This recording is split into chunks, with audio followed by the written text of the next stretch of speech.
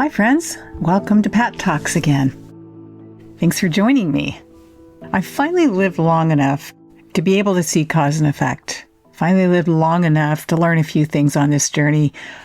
I'm not done learning, I hope. I've been clobbered a few times in this life, and I can say God has always been good to me. I want to do several talks on things that I've learned about God in my journey so far. This one goes back a long ways.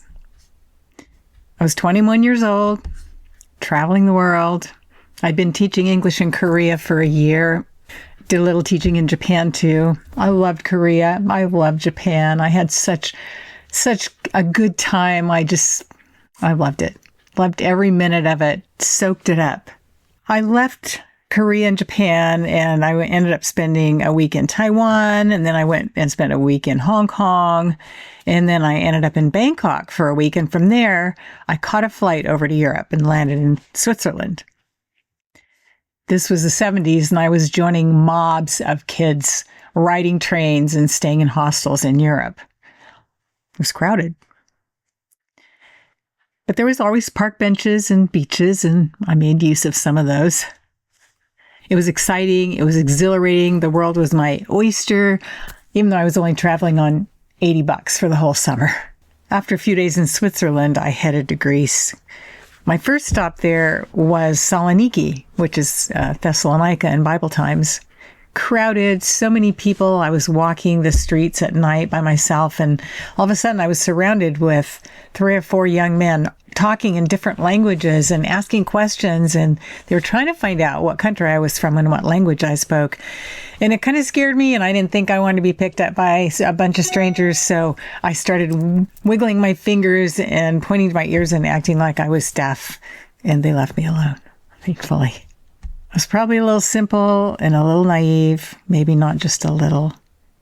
But later on, when I had a daughter of my own who was traveling Europe by herself, I looked at it quite differently and had a lot of sympathy for my parents who knew I was there, but they had no way of getting in touch with me.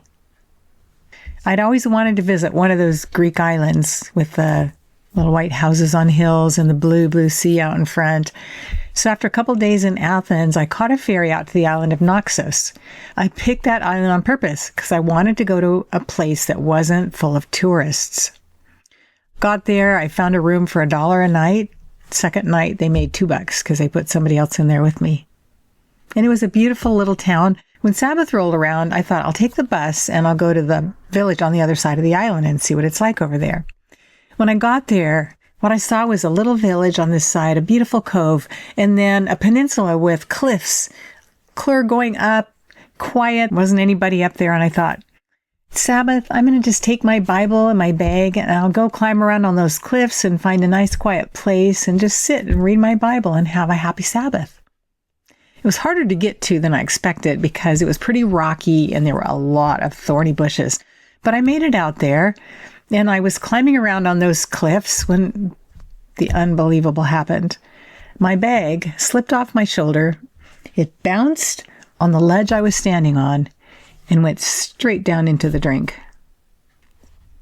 And I looked down there and I thought, wow, that could have been me. And nobody in the world knew where I was. In my bag were my traveler's checks. I didn't have a lot of money, like I said, but I had a little Greek money and a few traveler's checks. I had a Bible, paperback Bible, and I had a letter on Aragram that I'd been writing to my parents. I knew I couldn't even leave Greece if I didn't get my passport. I stood there just stunned, trying to figure out what to do. There was no way down except the way my bag went, and I didn't think I wanted to do that. So ultimately, I scrambled back through the brush and briars around the cove. And there was a teenage boy out there, and I talked to him. He spoke a little English. I told him what had happened. He went and got his dad. They had a boat. They got in the boat, and they started heading across that cove. But there were whitecaps. It was rough. And they came back within minutes and said, it's impossible to go across. They were so kind, though. They took me home. They fed me this wonderful meal of bread and tomatoes and beans out of their garden. And then the young man and his sister took me sightseeing. They took me around the village, introduced me to all their friends, showed me all the sights.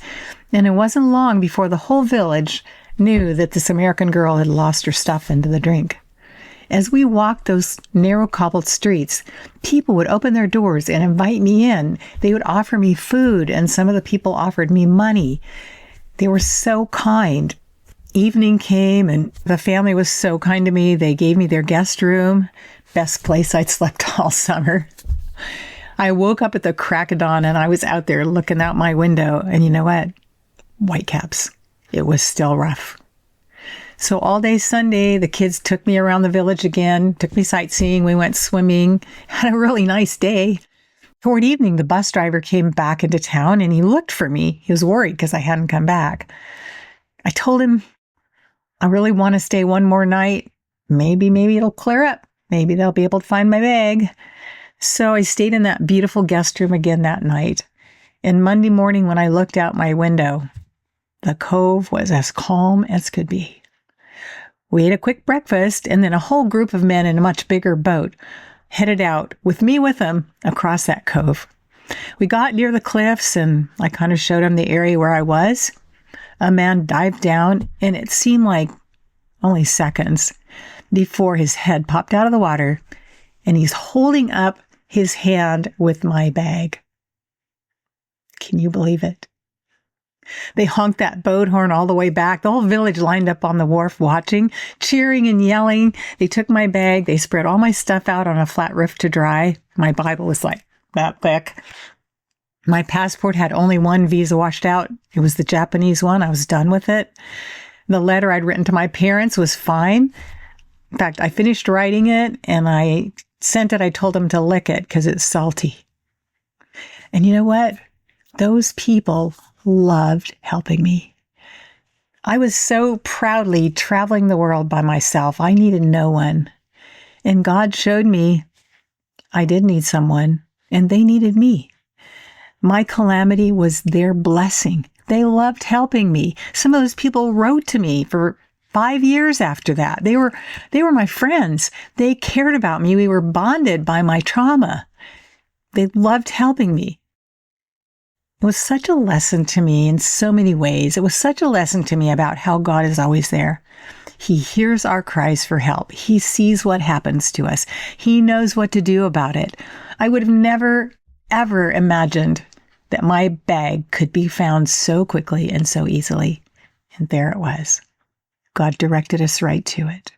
I would have never guessed that people would be so blessed to help me. That was my experience. And I think, God showed me that my great need can be someone else's great blessing. Has God been good to you? He's been good to me. You have a story to tell too. We all have a story. Everyone has a story. And our story of how good God has been to us is the greatest witness that we have to bear. Has God been good to you? Then you have a story to tell. And it could be you telling a story here instead of me. Because the story you have to tell is the greatest witness you have of what God is and how good He is. The whole universe is watching us, and our lives tell who God is. In 1 Corinthians 4:9, Paul tells us, "For we are made a spectacle," or a theater, "unto the world, and to angels, and to man."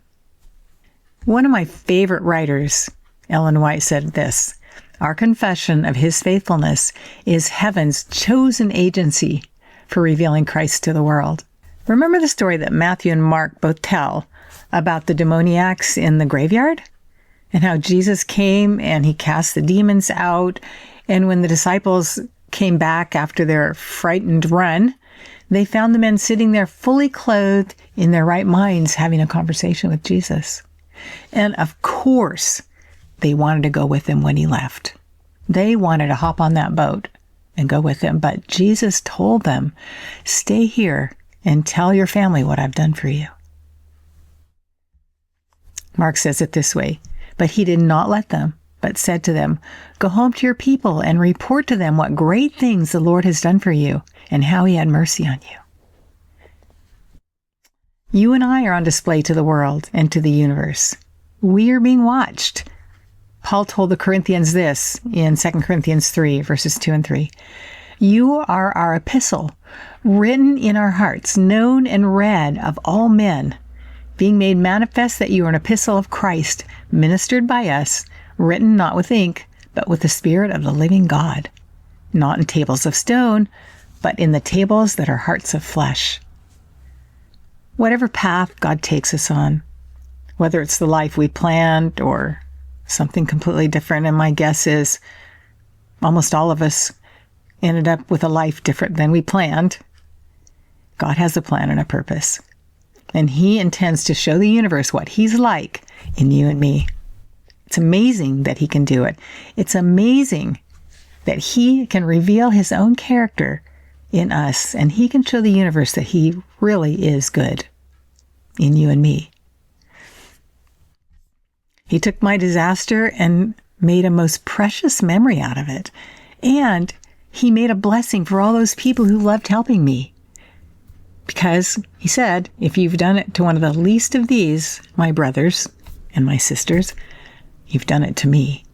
And those people looking out for me looked out for Jesus.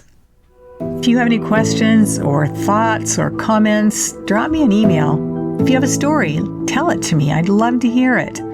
Thank you so much for joining me today. God bless you.